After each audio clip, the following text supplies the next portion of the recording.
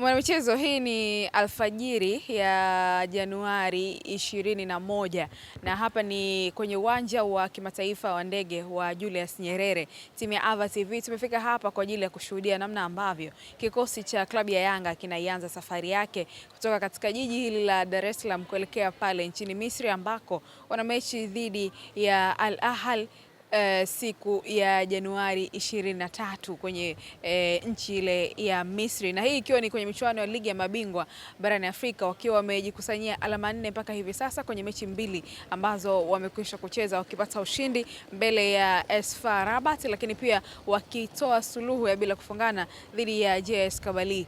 Mechi iliyopo mbele ni dhidi ya Al Ahly na tayari klabu ya Young Africans itawasili hapa tayari kwa kuanza safari kuelekea pale Misri. Sasa ni kwa namna gani ambavyo wataanza safari kutoka hapa Tanzania kuelekea pale Misri? Twende tukashuhudie nyota wa namna gani ambao watasafiri, lakini pia benchi la ufundi pamoja na viongozi wengine kutoka hapa kwenda pale Misri. Mimi naitwa Latifa Arafi, nyuma ya kamera ni Ulvin Trent. Hii ni Ava TV, tufuatilie kwenye mitandao yetu ya kijamii. Nisio mzungumzaji sana, twende tukashuhudie namna ambavyo Yanga inaondoka Tanzania kuelekea Misri kwenye kupeperusha bendera kwenye michuano ile ya ligi ya mabingwa barani Afrika.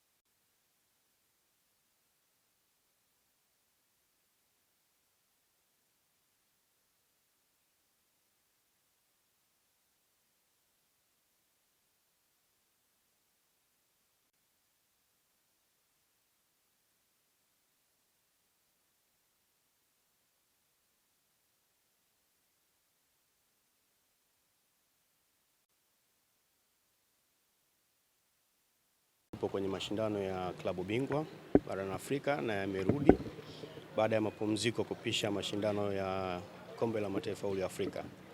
Tunashukuru Mungu mpaka sasa hivi tumemaliza raundi mechi za kwanza vizuri.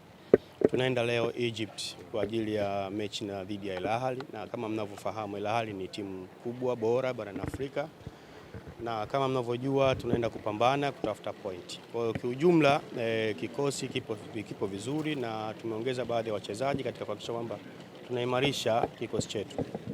Kuna baadhi ya wachezaji ambao ni muhimu wamekosekana kwenye squad ambayo imeondoka. Wachezaji wote tulionao wote ni muhimu na hakuna mchezaji ambaye atakosekana, na watarajie kwamba kutakuwa na ushindani mkubwa kule mechi ya Egypt, na tunaomba tu Watanzania na mashabiki wote kwa ujumla waendelee kuiombea dua timu yao. Tuna hakika tunaenda kutafuta point inshallah.